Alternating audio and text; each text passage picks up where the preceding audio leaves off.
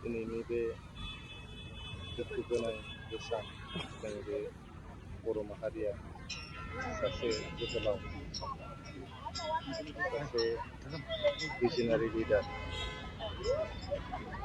थालांनाय थागिबि माहारिफोरखौ बोखांनो, जौगाहोनो, बिथांमोननि मोनथायखौ एनसियर खालामनो थाखाय गावनि जिउखौबो बावनानै जे संग्राम खालामदोंमोन, संग्राम खालामनानै जायफोर गोदोसोनाय गावनि राव, हारिमु, थुनलाइ, सिनायथि आरो हा हुनि मोन्थाय गासिबो खोमाजोबनानै मुलुगनि बिखानिफ्रायनो गोमोरलांहां थागिबि माहारिफोर, बर'जों लोगोसे गुबुन गुबुन थागिबि माहारिफोरा गोसोआव कनफिडेन्स गैया जाबाय। बे समावनो सासे जोबोद लेखा गोरों लाइमोन आरो सासे रिभलुसनारि बर' माहारिनि गेजेराव जोनोम जाफैनानै जेरैबायदि बर' माहारिजों लोगोसे गुबुन गुबुन थागिबि माहारिखौ दैदेनलांबाय आरो दैदेननानै अबथिरा दिनैनि बे सानावनो 1990 मायथाइयाव रुंसारि जालांबाय। रुंसारि जाखांनायनि उनाव बर' माहारिया बिथांखौ मान होनानै बर'फोरनि बिफा बड'फा होननानै बिमुं होनानै अरायबो बिथांखौ सिबिबोदों आरो बिथांनि जे आद्रा सिमां, बिथांनि गालांनाय जे बिथांखिफोर, मावथांखिफोर, बेफोरखौ मावफुंलांनायनि मोनसे गिदिर बिबान जोंनि जोलैनो होलांदों। दा जों बेखौ गोसोखांनांगोन आरो अरायबो बेखौ फाफ्लियाव रुजुननानै जोङो सिगांलांनांगोन। बिथांनि बुंलांनाय बाथ्राफोरखौ बा बिथांनि गालांनाय मावथांखिफोरखौ मावफुंजोबनो हाबासो बड'फा उपेन्द्रनाथ ब्रह्मनि जिउमाया गोजोनगोन।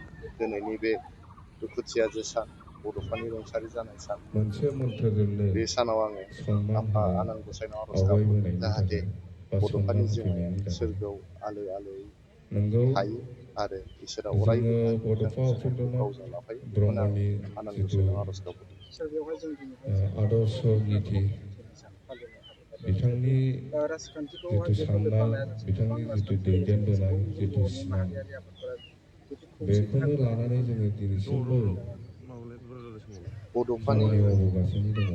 मुं बयबो जेब्ला सिखारो सोरबा बेयाव राजखान्थिनि राजनितिनि मानसि बाथ्रा जानो फैया हागौ, आरो राजखान्थि हान्जानिबो सोरबा बाथ्रा साहित्य फैया। सभानि मानसि बियो जानो हागौ, जोबोद मोनसे थौले साननाय। सोरबा एबसुनि मानसि राजखान्थिया जानो हागौ, राजखान्थिनि जायगायाव, सोरबा ब्रह्म नाथाय धर्मनि जानो हागौ, जोंनि सोरबा माहारि, बाथौनि जानो हागौ।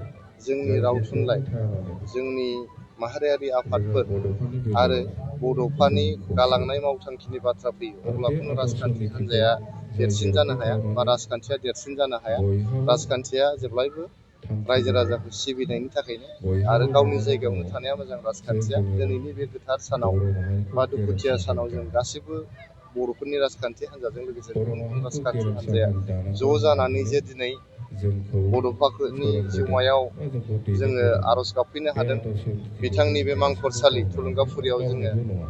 दिनैहाय बिबार जाय बावफैनो हादों जेरावखि थाया मानो आरो आनान गसाइनाव आर'ज आंनि गाबफैनो हादों। मिथिनायाव, आंनि बिथांनि जिउमाया लुबैनायाव जाहाथे सोरगोआव आलो गोजोन थायो, बेनो बर'खौ जोबोद गिदिर गेरेमसा बाथ्रा। हारि दानांगौ। बर'फोरनि बे जे मोन्थोरजोंनो फालिनायनि गेजेरजों बयबो रायजो खौसेयै राजाफोरा समान मावलायबोगासिनो दङ।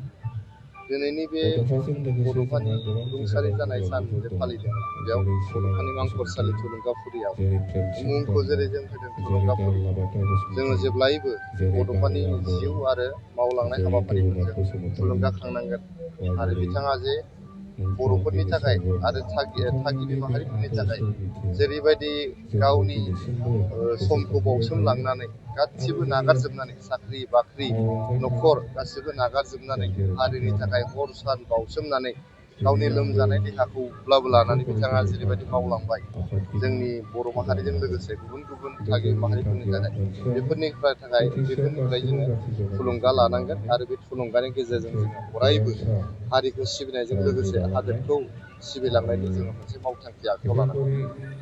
जोंखौ फोरोङाखै